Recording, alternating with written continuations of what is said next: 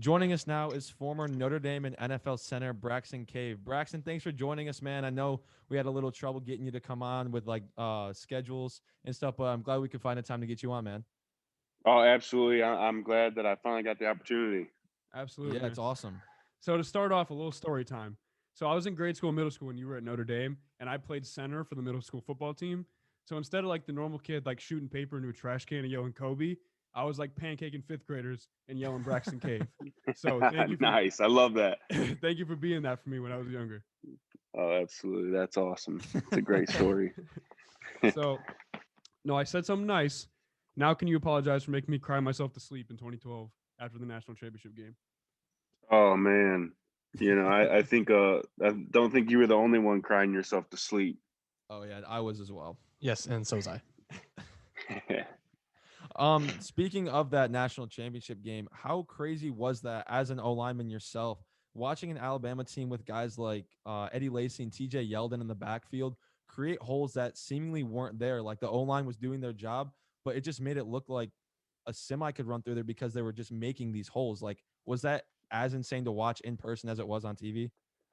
Yeah, I mean, at the time you don't really appreciate that being in the moment, but when I look back on it, just like you just said, TJ Yeldon, Eddie Lacy, Derrick Henry, those are some premier guys, and to know that they were all on the same college football team together is it's impressive. And to watch, Alabama, no hits against them. They got a heck of a program going down there. So, Yep. they do a good job every year of providing a great O line, and they have some standouts in the backfield. Yeah, you mentioned like we mentioned that running back room too. It's like every year they seem to stack every room that they have. Like their wide receiver core, they had like Jerry Judy, Henry Ruggs, like a bunch of those guys there, and then the quarterback room too. So that prestige is just ridiculous, and they were able to produce that backfield as well. We talked about the championship game. Obviously, you're on that historic team. It's historic for many reasons, one of which being Manti Te'o. Can you shed any light on that situation from a teammate perspective? Like was it performance affected that much, and like were you guys suspicious about it at all? I didn't really think much about it. Obviously, it was a weird situation, but as a teammate, you always want to give a guy the benefit of the doubt.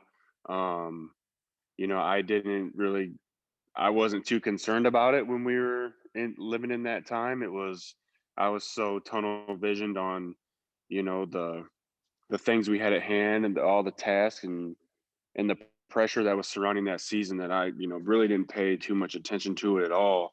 Okay. Um, when the news came out, obviously a little shocked, but um, you know, I can't. I didn't really have much to say about it because, like I said, I wasn't too involved in the situation. I obviously heard about it, being in the locker room, and kind of pieces of it got wrapped into our season, but um, it could have. I would assume there was probably some distractions there leading into the game, but at the end of the day, that doesn't make a difference in the outcome of that game. Yeah, Yeah, I agree. absolutely. So, as someone who's played in the big game, speaking of that championship game, like, how do you feel about the people who say that Notre Dame never shows up to the big games, or that Kelly isn't a motivator, or that the players never look like they want to be there? Like, anything that they, like, can we just officially dispel that rumor? Because I think it's I ridiculous. do as well. Yeah, I don't know if you guys saw Colin Coward had a pretty good episode on his show not too long, just before the Notre Dame Alabama game, and winning college football games is hard. To go undefeated in a regular season is extremely hard, regardless of what school you go to. And with Notre Dame, we never, um, one of the points he made in that is that we're not leading up to these big games. We're not playing these no name schools that no one's ever heard of, right? Yeah. So there's a challenge every week, and when people play Notre Dame, regardless if people want to admit it or not, because there's a lot of haters out there, but people get up for that every single week. People are bringing their best game against Notre Dame every single opportunity they get to play against them. So people can say what they want about Notre Dame, but there's something to the obviously the academic standards there are to get into Yeah. Notre Dame and what you got to bring to the table. Um, it's a different level of expectation, and so to conquer that and then also perform at a high level on the football field, it's something pretty special. So it's the only people who want to talk a mess or people that would talk a mess about Notre Dame regardless. So Yep. we'll let them do what they want on that. Yeah, I feel like that'd be like a very challenging thing to do. Like obviously Alabama's a like a great school all around, but I feel like that prestige of Notre Dame and that academia just kind of takes precedence sometimes. So I feel like that'd be a little challenging big to kind word. of thank you. A little challenging to balance that in football. So I think that's what makes Notre Dame a little bit more special than these other big time programs. Yeah, and I mean also too, like the Raiders aren't a good football team, but they beat the Chiefs. Like that Yeah. was their Super Yep. Bowl. That was their Super Bowl, and that's kind of the same thing every week when like some of these smaller schools like Syracuse, that was their Super Bowl. They came out and Mhm. they played Notre Dame well. Like you're gonna have Yeah, like their toughest game every week. Exactly. yeah, that was a great example that you just listed. Thank you. So as someone whose biggest loss in sports was like eighth grade, like losing like our basketball championship, does losing something like that, and this is a sore subject, I'm sure, so I apologize, but like, does that like actually haunt you? Because I've seen videos of like Seahawks players saying they think about the goal line interception like every day. Is that something where like just randomly like it'll flash back and you remember it? No, at the time, I think the biggest thing is just disappointed because you to be that close to doing something so special that will be remembered forever. I think that's the part that hurts the most. Um, if you're gonna look back on it, it's been however many years for us now. Like if you're looking back on that, it's still haunting you. I think you need to reevaluate where you're at in your own life. Yeah. There's there's bigger challenges now, and I'm a father of two, so I would say that there's challenges as a dad that come up that would occupy my mind way more than thinking about the 2012 national championship game. Yeah, that That's a seems great legit. answer. Yeah, Yeah. that seems legit. So I saw that we're gonna time travel a little bit back to your high school days. I saw that you played track and field at Penn, and you threw the shot put 51 feet and the discus 145 feet. Did you just do that to show off, like that you're just that much stronger than everyone else? It's funny, but kind of not. Like I had no interest in track and field. It was kind of just something to be more involved and do more things with friends. Okay. Uh, my form was terrible. Uh, it Still out here really winning was meets just too. it was a muscle. It was definitely just a muscle thing. So what I'm hearing is, if you had good technique, you would have won an Olympic gold Yeah. medal. I mean, I would like to think if I put my mind to something that I could at least take a good run at it. Confirmed. Yeah, Gold medal confirmed. we'll put that on the description too. It's like Braxton Cave claims that he would have won gold medal with proper training. Yeah, we need our clickbait titles. Hey, go for it. So speaking of like the training and stuff like that and the weight and everything, there's one question that we ask every guest who comes on, no matter if they're like a GM at some sports team or if they're like a high school basketball player. What are Yeah. you benching? Or what was your peak bench or both? We have an So, idea. We just want to see. Yeah, Kyle O'Connor was just in here. We were talking a little bit about that. Okay. So my peak max out on the bench press was 525 pounds. Okay. So you have officially have Um, the best bench of anyone on the show. by I'm far. sure you're not surprised, but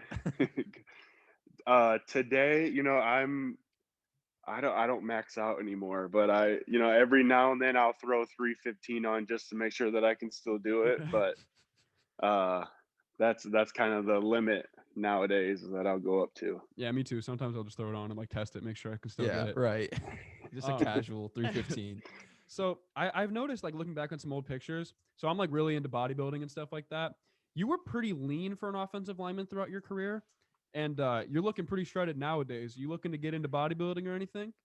I wish I could say I was, but no. So I grew up. My dad was a bodybuilder, so I always Oh had wait, a pretty good really? example. Yeah. Huh. Um, competed in Mr. Indiana the year I was born, so I think the genes were flowing at the Yeah. time when I was conceived. So I think it was kind of good timing for me. Um, but yeah, I mean, it was nutrition and just physical fitness has always been a big thing in our household. So once I was done playing ball, I shed the weight pretty quick. Um, I at my peak, I got up to 330 pounds my freshman year at Notre Dame. I was I wouldn't say it was a good 330 pounds, Freshman but 15 a little bit. yeah, you know, I just had that mindset of I have to be the biggest human being possible, which is not true for any Yeah. future O linemen that are listening to this. It's not Rocco- true. Rocco Spindler. We Rocco interviewed Spindler. Rocco Uh, Spindler the other like he's- about a month ago. He's a listener, so take that advice, Rocco. yeah, I mean, speed kills, being strong, and that stuff goes a long way. Um, but yeah, I mean, I walk around nowadays around 245 pounds, so Scary. just Scary. trying to be lean and big enough to where I can scare dudes when they come around because I have a daughter. So That Yep. makes that's sense. that's my motivation is to always be able to beat up anyone that tries to mess with my daughter. So I think that's a pretty good goal. Yeah, I and mean, there's no that's need fine. for a shotgun when you have 23-inch arms. Like, Exactly. that's right. That's right. so we asked Rocco this too, speaking about him, and you talked about nutrition a little bit. What's your favorite food? Oh man, favorite fruit for me, I got too many. I love Mexican food though. Okay, so you're not a Um, real offensive lineman because the real answer is pancakes. yeah, no, I'm We not, got Rocco never there been a too. never been a big pancake guy. Really? Are you more What? waffles than pancakes? I'm a waffles with peanut butter over Okay, that's pancakes. solid. Yes. That's solid. But wow, no pancakes for you. Holy cow. As an offensive Yeah. lineman, I feel like that's blasphemous. Yeah. I just never my thing. Yeah, that's fair. Pancakes on the field, no pancakes off the field. That's Good fair enough. answer. That is a Good very answer. good answer. Okay, our producer Eric has a question. Yeah, so just real quick, you were back in when you were at Penn, obviously, you were still being recruited by you were recruited by Charlie Weiss, and then I guess halfway through college, Brian Kelly comes in. Was there a weird chemistry tenure shift there? Was it were tensions high, or was that just kind of something that happened? Yeah, I mean, I think there was actually an article written about it at some point when I was at Notre Dame, but it was, Coach Kelly came in, he was trying to, make a culture change and which needed to happen because we obviously weren't winning enough games and had some things going on. So, he had a big emphasis on recruiting, as he called them, RKGs or right kind of guys that, I would love fit that. the That's a mold. football guy thing. Yeah, it is. Guys that would fit the mold of the direction that he was trying to take the program. And so, there was a little bit of animosity there of, some guys that were recruited by Charlie not feeling like they fit in or, am I part of the future? Like that whole kind of vibe. But obviously, we rallied together as a team and in 2012 kind of showed that. Absolutely. Yeah, of course. So you obviously were good enough to go to the NFL. You had the privilege of being a part of 4 NFL teams throughout your career, including the Cleveland Browns. So would you like to take this time to take credit as being part of the greatest Browns team ever? Man, I tell you what, I really enjoyed that. So I actually was with Cleveland twice. Yep. So, the second time I was there, we actually started out the year leading the division. We obviously fell apart. But to see, I mean, that team, those fans, they deserve the year that they got Yes, they this year. do. It was awesome to see. So were you pulling more for the Browns or the football team this year? I feel like that's a pretty tough decision you have to make. Both of those fans deserve it. Yes. Say that again. Sorry. So were you pulling more for the Browns or the football team this year? Because I mean, I feel like both of those Yeah. franchise fans deserve that. Man, I had to go with the Brownies there. All right. That's a good answer. Reed would disagree with you, but I am a big football team guy. yeah. But so we talked about the Browns. Kyle kind of slipped in that we need to ask you about any funny stories about Johnny Football. He said you have a banger. Well, like I was saying about that season, we for people that don't know Johnny Manziel, I mean, Johnny was very quiet in the locker room. Really? No way. Yeah, very very laid back, very chill. Shadow But energy. outside of when we got outside of the football scenario, his name was Johnny Football for a reason. He liked Money to get after Manziel. it. So, like I said, we started out that season leading the division, doing well. So, I think post game, one night we all went out to the casino and Johnny's out there with his boys and they're, playing craps and I can't remember the exact figure, but the dude wins like 125 grand, and him and his boys, they cash out, put it in their pockets, and they just walked home like no big deal. Wow. You can't see this, but so- Eric's jaw is on the floor. So yeah, he knew how to have a good time. There's no doubt about that. That's incredible. That is wild. So he actually made real money as opposed to getting the fraudulent money from selling his autographs on eBay when he was at A&M. Right. You also played for the Detroit Lions. How much of a part did you play in Matt Stafford being the Hall of Fame quarterback? And you know All what? of it. I didn't have anything to do with Stafford being a Hall of Fame quarterback. That's all on him. He's an absolute stud. I love that dude. He's a great teammate, great person. I can't wait to see where he ends up, and I hope that he Fingers crossed. gets an opportunity to win a lot of football games. Yeah, speaking of Detroit, Dan Orlovsky was a backup QB in Detroit at the time. He was quoted on national television saying that the Taco Bell commercial made him genuinely scared. Was he that soft in practice too? You know, Dano is a great dude. He's another one of my favorites. Soft, I don't know. I mean, he's definitely a funny guy.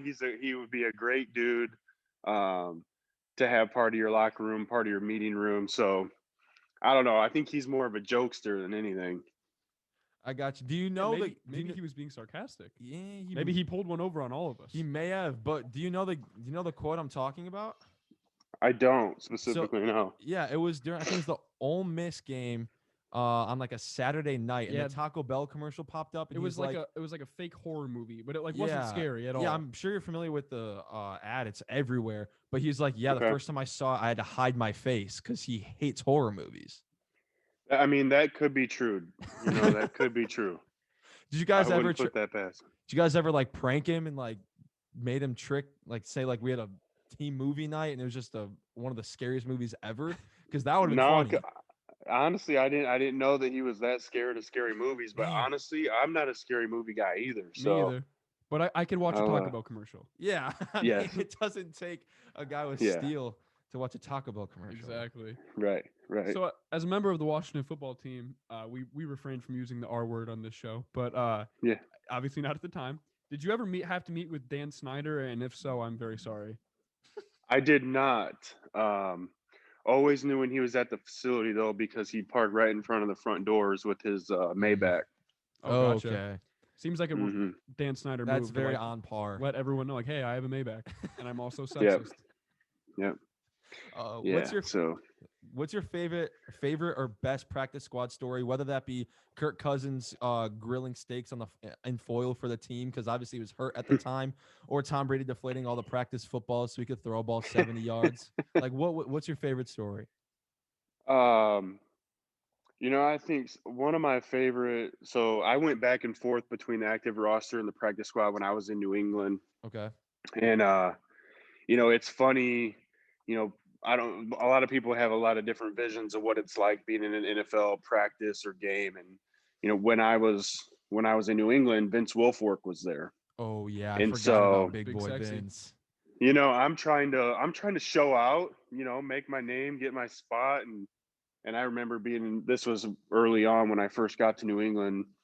You know, I came off really hard on a play, and Vince kind of looked at me like, you might want to chill out. And I was like, oh yeah, I'll whatever you say, Vince. Like, so don't make him mad. I don't blame you. Yeah, you want to talk about a strong dude? I watched that guy in the weight room. He put 4 plates on and repped it out like 15 times. Yeah, maybe we need to absolute contact freak. Vince Wilfork. Oh my, because I was looking through trying to see guys who you may have like pancaked in practice, and the first name that came to my head was Ndamukong Suh when you played for the Lions, but he wasn't there when you were there. No, he had just left. I didn't even think about Vince Wilfork. That's Remember he had that. That's a tall tale. Remember he had that scoop and score in like 2015, 20. I don't even remember when, but that was insane. All right, Eric has another question for you. Yeah, Eric the producer here again. In case you forgot. Yeah, of course. So this is kind of off topic, but I've always been of belief like they're just like really like that was not eye-catching. English. Say that again. What? Slower. Okay. I've always been of the belief that they're like really eye-catching, like cool names, you know, just like in general. Like you hear like Leonardo DiCaprio. That's like, whoa, cool name, you know? And I think Braxton Cave is one of those names. Is there like an origin story, just like the name Braxton? Like that's just a cool name. So it is kind of a unique story. The year my mom was pregnant for me, my dad went to the Notre Dame Blue Gold game, and running back at the time at Notre Dame was Braxton Banks. Yep. And so they heard that name, and that's where it came from. So you were literally born to be a Notre Dame football player. Yes. That's what they say. Yeah. That's insane. And you lived up to it. But- So props to you. Exactly. Good for you, man. But my son go ahead. has an even cooler name. He's Copeland Cave. So Oh, that's a good name. That is a good name. he's keeping it going. What's the story behind that? Yeah. Copeland? Copeland, yeah, Copeland. So when I Okay. when I was playing in Detroit, anytime I got time off, I would drive back and forth, obviously because it's not too far. Mhm. There's an old dirt road off of the interstate called Copeland Road, and I drive by it, 100 times, and I just fell in love with the name, and that's I where like it comes from. It's a very wholesome story. Are you the type of football dad where if he's not putting up 225 by like 8, you're going to disown him? Honestly, I hope my son is swinging a golf club. Really? If he wants to play football, I'm absolutely cool with that, obviously, but I would be just as stoked if he was grinding it out on the golf course. Because Wow. I know a lot of, I don't know personally, but I know of a lot of football dads that are like, you will be like the next Tom Brady. You will play football. There's no other option for Yeah. you. Like you can play something in like the spring or something, but it is football and football only, and they like shove it down their throat. Yeah, and ask those kids typically how that works out. Yeah. I feel like that kind of kills Um, the love for the oh, yeah. game. For sure. Yeah, burnout's a real thing. One of the things I'm super thankful for my parents is that, I played every sport up until like midway through high school. Once I committed Notre Dame, I just solely focused on football. But, growing up, I played football, baseball, basketball, I wrestled. So I was doing stuff year round, but I was, it kept me hungry. Like I couldn't wait to get into that next season of sports. Because if I would have had to do the same thing all year long, I couldn't only imagine that wouldn't last very long. Yeah. So another thing we do on the show is I will comb through the guest's Twitter for hours and bring up some old tweets. And Oh God, I heard that chuckle. You must have some good ones down there. But I don't know what I have. I haven't been on Twitter in forever. So we found one. So first of all, Okay. qualifying question: what's your relationship with Angelo DiCarlo today? I was on the Redeemer podcast, I don't know, a little over a year ago. Angelo and I will talk every now and then. Why? What do you got with him? Okay. So we found Christmas. This is a tweet from Angelo DiCarlo that you retweeted. There's a string of 2 tweets. Christmas already underway at home of at Braxston K52. Irish Center celebrating with parents, 2 sisters, brother-in-law, 3 nephews, 2 nieces. Was just at the home of Braxton Cave. Family can make some good cookies. We'll take you inside a very cave Christmas after the Seahawks 49ers game. Like, did he just like barge in? Like, Yeah, how was did he invited, or did he just like, hey Braxton, I'm here? So, I think that was leading up to the national title game, right? Yeah, it would have been around correct. then. No, we were trying to get something together to get a little bit of a hometown story before I left Gotcha. to head down to Miami, and that's just how it worked out. So he popped over and met with the fam, and we shot a little video, and he ate some cookies, I guess. Well, as a competitor, of ours at Redeemer Radio, we would never break in your home. Never. Ever. We're Right. very anti-breaking and entering. I just feel like that would be just very just awkward. Like knowing how Anj is like on camera with Redeemer, he's just like he's not the most socially. you can keep it at that. We know Yeah, what you he's mean. not. Okay, yeah. So I just feel like that'd just be like very weird and just uncomfortable almost. Well, at the time he was with WNDU, so it was a little different, but Yeah. it's all right. Strictly business. Okay. So Strictly business. next one. This was from around that same time. Me and at Mike Golick Jr. have only one queen bed in our hotel room. Dibs on Little Spoon. Who got Little Spoon? That's right. I would like to think it was me. I mean, you called Uh, dibs. Yeah, you did. I called dibs.